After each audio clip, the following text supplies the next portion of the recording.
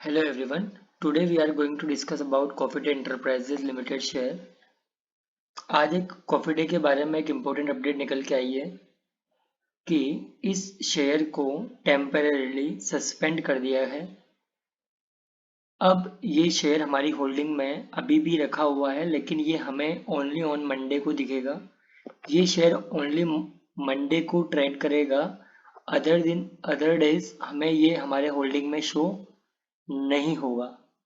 अगर हम इस शेयर को देखें, सबसे पहले एक क्वेश्चन हमारे दिमाग में आता है कि हमें इस स्टॉक को रखना चाहिए, सेल करना चाहिए या क्या करना चाहिए, या हमने इसमें जब पोजीशन बनाई थी तो किस बेसिस पे बनाई थी, और इस स्टॉक को हमने किस टारगेट के लिए अपने पोर्टफोलियो में ऐड किया था। उन सारी बातों को हम इस वीडियो में जानेंगे। सबसे पहले अगर हम बात करें तो आज हमारे होल्डिंग में ये शो नहीं हो रहा है। इट मीन्स दैट ये हमारे होल्डिंग में ओनली ऑन मंडे को शो होगा, अदर ट्रेडिंग डेज शो नहीं होगा। अब ऐसा कब तक होगा? जब तक अगला कोई डिसीजन नहीं आ जाता सेबी के द्वारा। ओके, अब हम सेकंड क्वेश्चन ये है कि इस स्टॉक को हमें सेल कर देना चाहिए या होल्ड करना चाहिए।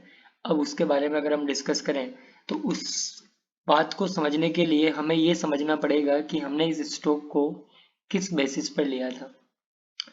अधिकतर लोगों ने इस स्टॉक को आज से 6-7 महीने पहले लिया होगा। अगर अपन इसको स्क्रीनर पे जाके कॉफी डे एंटरप्राइजेज लिमिटेड डालें तो हमें यहाँ पे इसकी डिटेल्स निकल के सामने आती है। अगर अपन इस कॉफी डे एंटरप्राइजेस को देखें, इसकी करंट मार्केट प्राइस अभी 34.2 है, और इसकी जब हम बुक वैल्यू को देखते हैं तो वो हमें समझ में आती है 135 रुपीज। ये book value of the company नहीं है, ये बुक वैल्यू पर शेयर है, और हमारा स्टॉक बुक वैल्यू से नीचे ट्रेड कर रहा है। तो कुछ लोगों ने इस स्टॉक को अपने पोर्टफोलियो में on the basis of book value strategy इसको ऐड किया होगा। हमने ये समझा था कि बुक वैल्यू स्ट्रेटजी जब भी हम यूज करेंगे तो हमें ये देखना चाहिए कि हमें हमारा क्वार्टरली रिजल्ट इंक्रीजिंग है या नहीं है। इंक्रीजिंग मतलब हमें दिखना चाहिए कि प्रॉफिट इंक्रीज हो। अगर अपन इसके क्वार्टरली रिजल्ट की बात करें तो वो ये निकल के आता है कि अगर जिन लोगों ने इस टाइम पर इस स्टॉक को बाय किया होगा सितंबर से दिसंबर के बीच में, तो उन्होंने उस टाइम तक मार्च और जून वाले क्वार्टरली रिजल्ट नहीं आए होंगे। तो क्या देखने को मिला कि स्टॉक ने नेट प्रॉफिट जो था सितंबर 2023 में वो लॉस था 109 करोड़, और जब दिसंबर का रिजल्ट आया वो था प्लस 76 करोड़ नेट प्रॉफिट। तो ये यहाँ से इंक्रीजिंग ऑर्डर में दिखा और स्टॉक बुक वैल्यू से नीचे ट्रेड कर रहा था, तो हमने इस स्टॉक को हमारे पोर्टफोलियो में ऐड किया। ओके, उसके नेक्स्ट क्वार्टर में रिजल्ट बहुत ज़्यादा बेकार आया। वो नेट लॉस था 296 करोड़, और उसके बाद जून के अंदर जो रिजल्ट थे वो था -13 करोड़ का लॉस। यहाँ पर भी हमें रिकवरी देखने को मिली है कि इसका जो नेट लॉस जो है वो कम हुआ है, 296 से 13 करोड़ तक आ चुका है। इसके बीच में अगर अपन अदर फंडामेंटल्स देखें तो इसकी सेल्स यहाँ पर ऑलमोस्ट फ्लैट थी, यहाँ पर इंक्रीज हुई है, और अगर ओपीएम देखें तो इसका ऑलमोस्ट सेम चल रहा है।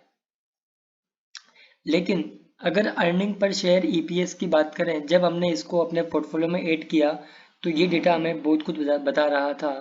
यहाँ पे -5 था, यहाँ पर 3.28 था, which is very good earning per share. इसलिए हमें यहाँ पर इसकी चीज़ें सही होती दिखी, इसलिए हमने इसको ऐड किया, क्योंकि बुक वैल्यू से ये नीचे ट्रेड कर रहा था। उसके बाद क्या हुआ, अगले क्वार्टर में इसके रिजल्ट और बेकार हुए, उसकी वजह से शेयर नीचे की तरफ ट्रेड कर रहा था। ठीक है, एक्चुअली अगर अपन बात करें कि हमने जिस नेगेटिव रिजल्ट के बाद भी इसको ऐड क्यों किया, क्योंकि अगर कंपनी के रिजल्ट अच्छे होते तो ये स्टॉक हमें बुक वैल्यू से इतना नीचे मिलता ही नहीं। ये बात को हमें समझना चाहिए। अगर स्टॉक इतना अच्छा होता, इसके क्वार्टरली रिजल्ट पॉजिटिव होते और बहुत ज़्यादा अच्छे होते, तो ये स्टॉक हमें बुक वैल्यू से नीचे मिलता ही नहीं।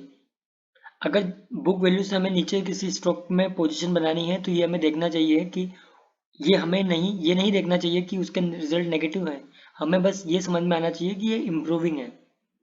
ओके, तो ये बात थी हमारी बुक वैल्यू के, इस बेसिस पे हमने इसको हमारे पोर्टफोलियो में ऐड किया था। अगर इसके अपन इन्वेस्टर में देखें तो इस प्रमोटर्स की होल्डिंग लगातार कम हुई है इसमें स्टॉक में, और पब्लिक की होल्डिंग लगातार इसमें इंक्रीज हुई है। पब्लिक में देखें तो इसमें हमें कोई बड़ा नाम नज़र नहीं आता है, लेकिन फिर भी इसमें 4-5 मेंबर्स हैं जिन्होंने इस 7.33, 2.49, 1.15, 1.18 एंड 1.02% इसमें होल्डिंग बनाई हुई है। ओके, अगर अपन इसमें देखें जिस कंपनी का इसके प्रॉन्स देखें तो हमें समझ में आता है कंपनी हैज रिड्यूस डेब्ट and stock is trading 0.25 times of stock of book value से काफी नीचे था। जब हमने इस स्टॉक में पोजीशन बनाई on the basis of book value, तब इसका चार्ट अगर हम देखें तो चार्ट हमें बताता है, ध्यान से देखिए, अगर अपन ट्रेडिंग व्यू पे जाकर इस चार्ट को ऑब्जर्व करें तो हमें समझ में आता है कि स्टॉक उस टाइम पर इस पोजीशन पर था।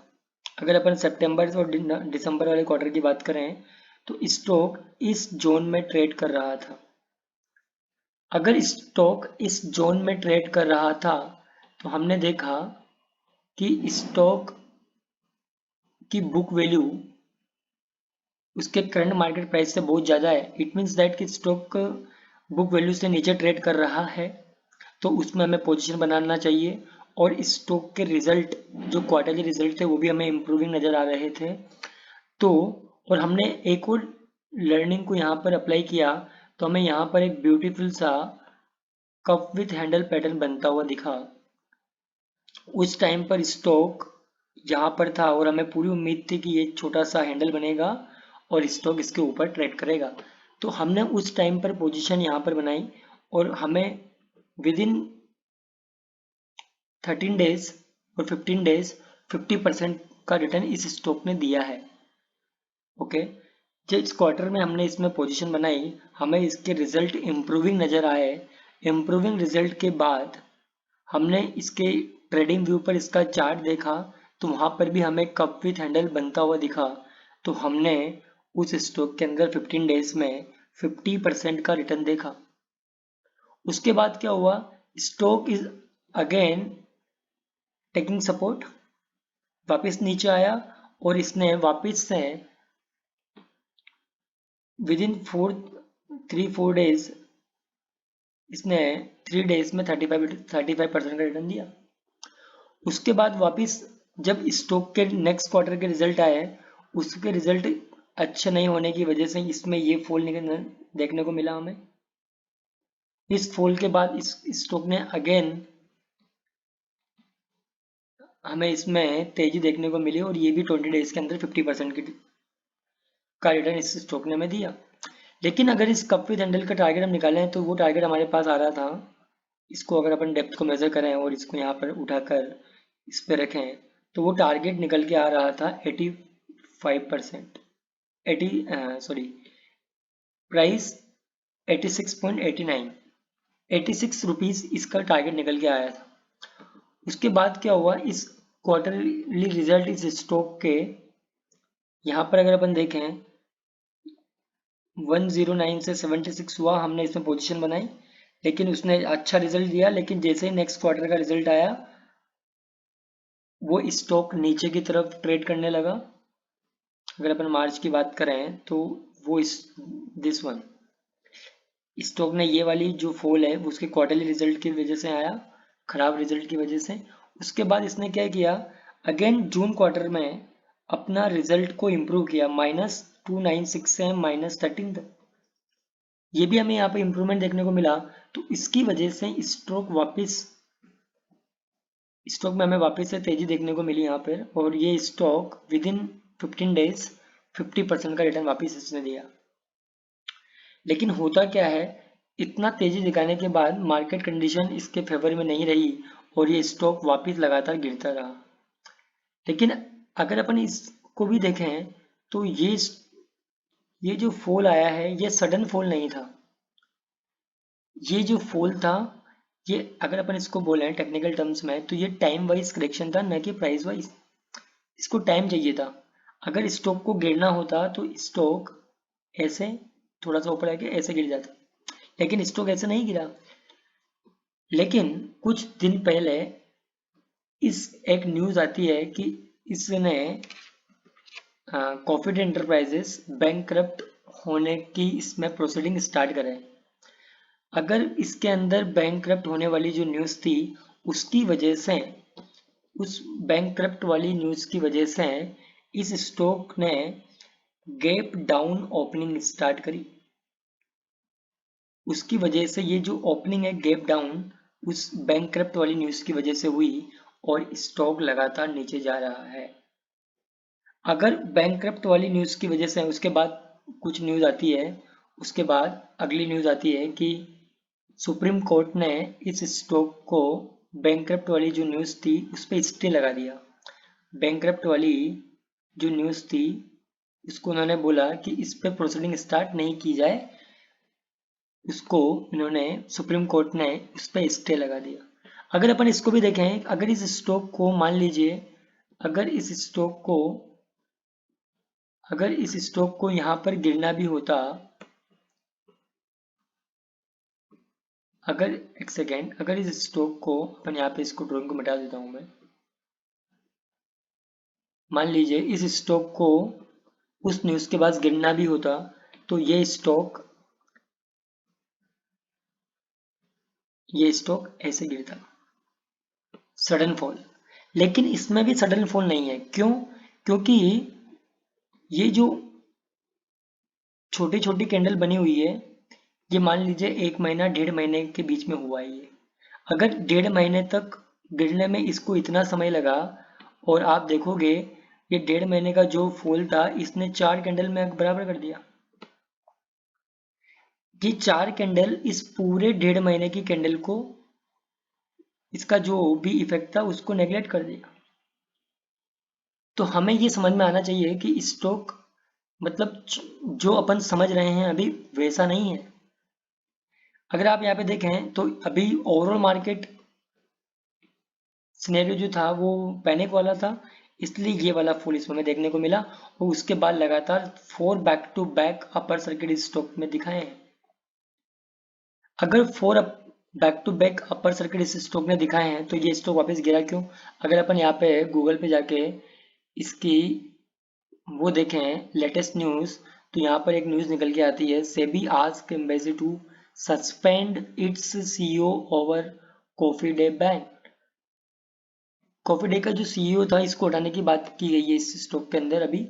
और उसका रीजन क्या दिया गया है? उसका रीजन ये दिया गया है कि फाइनेंशियल ईयर 2019 में जो भी ऑडिट फाइल किया गया था, जो भी रिजल्ट पब्लिश किए गए थे, उसमें कुछ प्रॉब्लम्स की वजह से सेबी ने ये इस पे कार्रवाई करी है।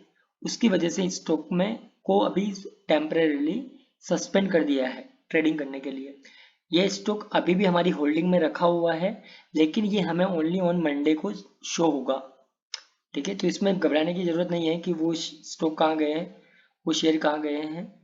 अगर कोई पूछे कि इस स्टॉक को अभी क्या करना चाहिए, तो मेरे हिसाब से इस कंपनी के अगर अपन क्वार्टरली रिजल्ट देखें और इस क्वार्टरली रिजल्ट में ऑपरेटिंग प्रॉफिट को अगर अपन देखें तो लास्ट 6 क्वार्टर के अंदर इसका जो ऑपरेटिंग प्रॉफिट है वो लगातार पॉजिटिव है। मतलब कंपनी में जो नेगेटिव रिजल्ट आ रहे हैं वो किसी और रीजन की वजह से आ रहे हैं। कंपनी एक प्रॉफिट मेकिंग कंपनी है, इसका जो ऑपरेटिंग प्रॉफिट है वो लगातार पॉजिटिव में है। ओके, तो इस वजह से मुझे ये नहीं लगता कि कंपनी बंद हो जाएगी या बैन हो जाएगी, ऐसा कुछ अभी इस एट दिस टाइम हमें नज़र नहीं आता है। तो जिसके पास भी इसका स्टॉक है वो अभी होल्ड कर सकता है। एक्चुअली क्या होगा, ज़्यादा से ज़्यादा ये हो सकता है कि हमारा जो टाइम फ्रेम है वो इंक्रीज हो जाएगा, लेकिन मैंने आपको पहले भी बताया है कि ये स्टॉक जब चलता है तो विदिन 30 विदिन 10 से 15 डेज के अंदर हमें ये 50% का रिटर्न देके जाता है। मैंने आपको बताया कि जब स्टॉक यहाँ पे था तब हमने इसको लिया होगा, तो ये स्टॉक ने 10 डेज के अंदर या 12 डेज के अंदर 50% का रिटर्न हमें दिया है। और जब स्टॉक ये यहाँ से चलना स्टार्ट किया तब भी हमें इस स्टॉक ने विद इन 20 डेज 50% का रिटर्न दिया है। तो जब भी ये स्टॉक चलता है तो 50% से नीचे रुकता नहीं है। ओके, ठीक है। अगर किसी को और भी डाउट हो तो आप कमेंट बॉक्स में लिखिएगा। ठीक है, थैंक यू वेरी मच।